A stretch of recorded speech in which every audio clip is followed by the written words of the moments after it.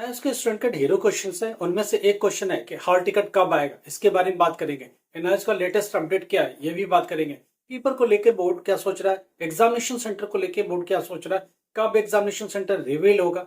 बहुत सारे बच्चे जिनका टीएमए के मार्क्स नहीं आए, एसए के मार्क्स नहीं दिख रहे, एफए के मार्क्स नहीं दिख रहे, वो कहाँ से देखें और क्या करें। ये ढेरों क्वेश्चन स्टूडेंट का, इसको हम लोग जवाब देंगे। पहली बात ये कि एनआईएस का हॉल टिकट 15 अक्टूबर से आएगा, बिल्कुल क्लियर है, वेट करो। पेपर कब से स्टार्ट होगा, 22 आप अक्टूबर से स्टार्ट होकर के नवंबर 29 को एंड होगा। स्टूडेंट ये भी पूछ रहा है कि मेरा रिजल्ट कब आएगा। इन हालातों में आपका रिजल्ट जनवरी 15 तक आएगा, उसके पहले पॉसिबल नहीं है। आपका रिजल्ट जनवरी 15 तक आएगा। उसके बाद हॉल डिजी लॉकर में कब तक आ जाएगा, ये भी क्वेश्चन है। तो जनवरी एंड में डिजी लॉकर में आएगा।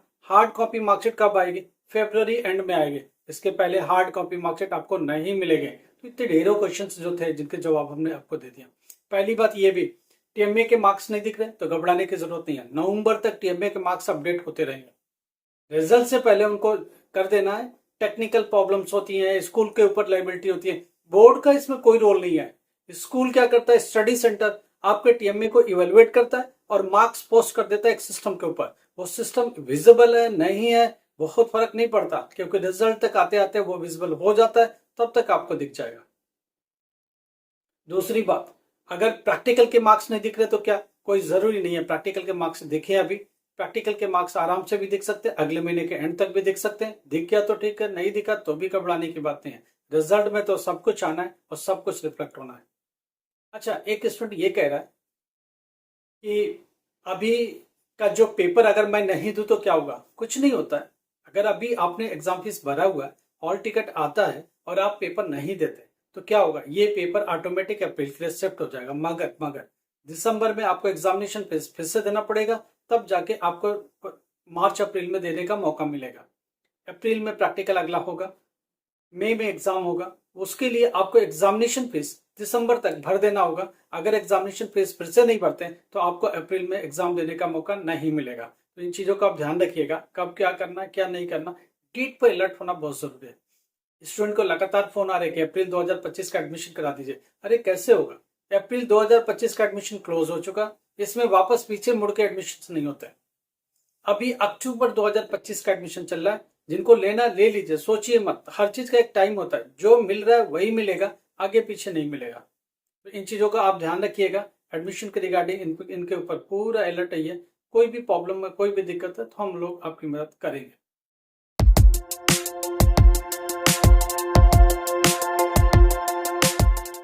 नमस्कार, आदाब, सत श्री अकाल। My self Amar sir, education at the rate Amar sir. आपको पता है हम लोग क्या करते हैं, आपकी मदद करते हैं। आपकी मदद के लिए बैठे हैं। एनआईएस से रिलेटेड है, ओपन स्कूल से रिलेटेड है, यूनिवर्सिटी से रिलेटेड है, आपकी 10th class, 12th class, graduation, post, कुछ भी प्रॉब्लम एजुकेशन से, तो जो भी बेस्ट सोल्यूशन हो सकता है वो हम लोग आपको देंगे। जो लोग बीए में कहीं भी पढ़ रहे थे, एजुकेशन पूरी नहीं कर पाए, वापस रिस्टोर करना चाहते तो हम लोग से बात करिए। डिस्टेंस मोड में एजुकेशन अवेलेबल है, ऑनलाइन एग्जामिनेशन के मोड में अवेलेबल है, बीए, बीकॉम, बीबीए, एमबीए सब कुछ अवेलेबल है।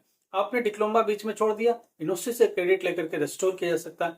बीटेक बीच में छोड़ दिया, यूनिवर्सिटी से क्रेडिट लेकर के रिस्टोर किया जा सकता है। वापस से बैक टू द स्टडी पर लाया जा सकता है। आपको आपकी जो भी इनकम्प्लीट स्टडी है उसको पूरा किया जा सकता है। 100% आपको सपोर्ट मिलेगा, सोल्यूशन मिलेगा, कुछ ना कुछ रास्ता जरूर मिलेगा। एक 50 ईयर के पर्सन का फोन आया, उनका ये कहना, क्या मैं वापस से 10th कर सकता हूँ। हमने पूछा क्या आपने एजुकेशन ली थी। उन्होंने बोला कि उस जमाने के हिसाब से हमने अपने आप को फॉर्म भरा था, 10th में एक पेपर देने नहीं गया, क्या मैं वापस ले सकता हूँ। हाँ जी, वापस से एडमिशन होगा फ्रेश। वो एडमिशन नहीं चलेगा, वो स्टेट का था, कौन से जमाने में था, छोड़ दीजिए। एनआईएस में सीधा एडमिशन आपको मिलेगा। डॉक्यूमेंट आप भेजिए, हम लोग देखते हैं। जो भी और भी डॉक्यूमेंट रिक्वायर्ड होंगे आपको कॉल करेंगे, समझाएंगे, बताएंगे कहाँ से लेना है, और आपका एडमिशन 100% करके देंगे। और आपकी मदद भी करेंगे असाइनमेंट में, टीएमए में, प्रैक्टिकल फाइल कैसे बनानी, एग्जामिनेशन का सब कुछ समझाएंगे, पूरी मदद होगी। निश्चिंत रहिए। आपने सोचा है, एक अच्छा ख्याल आपका आया है, इस ख्याल का हम लोग स्वागत करते हैं। और हम लोग सोचते हैं कैसा होना चाहिए एजुकेशन में कि बच्चा जब भी चाहे अपनी पढ़ाई को रिस्टोर करे और करियर को लेकर जाए। अच्छा, एक स्टूडेंट का क्वेश्चन है, एक स्टूडेंट 10th क्लास में इधर उधर हो जाता है, इट मीन वो 2-3 सब्जेक्ट में फेल है। अभी वो जाके एक डिप्लोमा अटेम्प्ट कर लेता है जो कि 10th के भी पर है। अब वो कसमकस 10th पास होगा कि नहीं होगा, डिप्लोमा बचेगा कि नहीं बचेगा, ये ढेर क्वेश्चन चल रहा है। अब इसको लेकर के पेरेंट्स उसके बीच में बहुत सारे क्वेश्चंस है।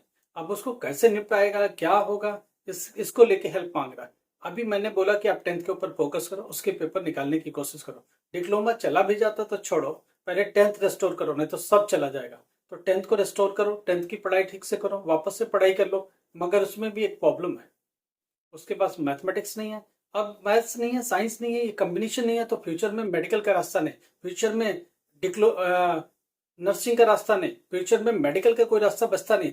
करेगा क्या, करियर को संभालेगा कैसे, ये बहुत बड़ा लाख टक्के का क्वेश्चन है। फिलहाल हम लोग उनसे बात कर रहे हैं, देखते हैं क्या कर सकते हैं और क्या आप बेहतर कर सकते हैं। अभी का करंट जो सिनेरियो से पास कराएंगे, पास करने की पूरी कोशिश करेंगे, मदद करेंगे। दूसरी बात, उसको वापस से जो सब्जेक्ट्स नहीं है उससे ऐड करेंगे अप्रैल के लिए, और एग्जामिनेशन उसकी भी दिलाएंगे, और 100% कुछ ना कुछ रास्ता निकालेंगे।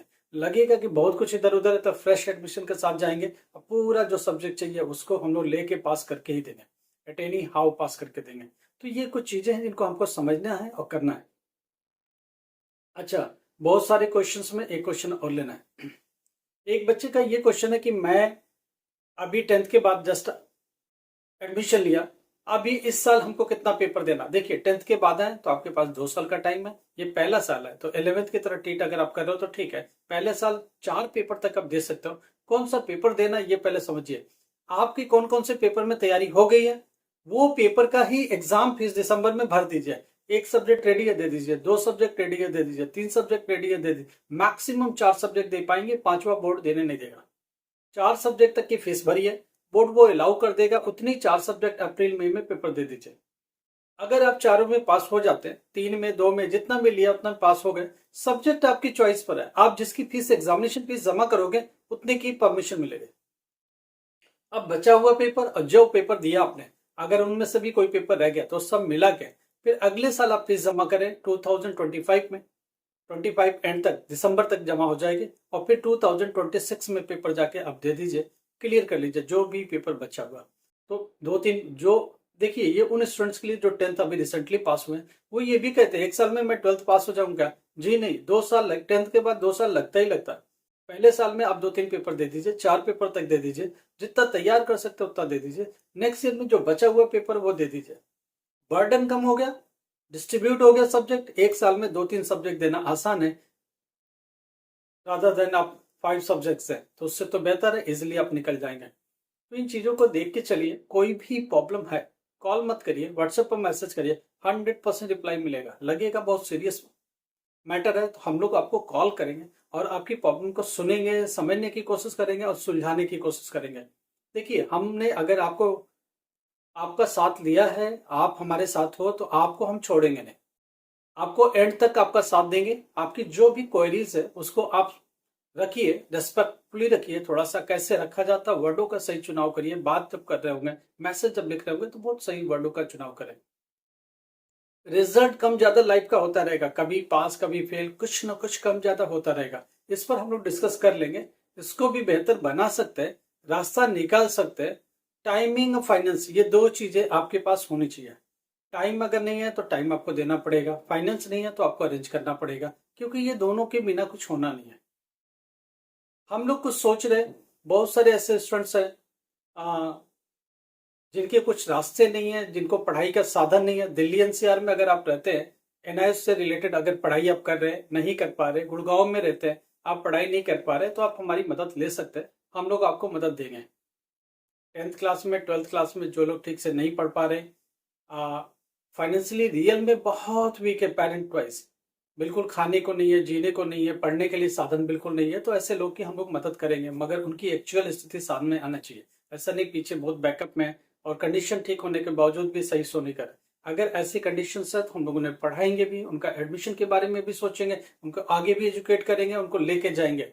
वो रास्ता क्या होगा हम लोग तय करेंगे। आप अपनी डिटेल्स हमारे साथ शेयर करेंगे तो हम लोग आगे बात करेंगे। वो बहुत सारे गर्ल्स जिनकी पढ़ाई बीच में छूट गई है, बहुत सारे ऐसे पुअर बच्चे जिनकी पढ़ाई बिल्कुल छूट गई है, 10th क्लास में, 12th क्लास में भी पढ़ने के हालात में नहीं है, पेरेंट्स सपोर्ट नहीं कर पा रहे, बहुत बुरे हालात है, मगर वो पढ़ने में जहीन है, दिमाग उनका अच्छा है, मेहनत करना चाह रहे, लाइफ में कुछ करना चाहते हैं, बेहतर कर सकते हैं, आप हमारे साथ अपना डिटेल शेयर करिए, जो भी मदद हो सकेगी 100% मदद की जाएगी। अगर आप दिल्ली एनसीआर में रहते हैं तभी ये मदद होगी, उसके बाहर पॉसिबल है। दूर दराज रहते तो बताइए, देखते हैं कुछ पॉसिबिलिटी होती है तो समझने की कोशिश करते हैं और उसको सुलझाने की कोशिश करते हैं। ठीक है, लाइक करो, सब्सक्राइब करो, शेयर करो। Thank you so much.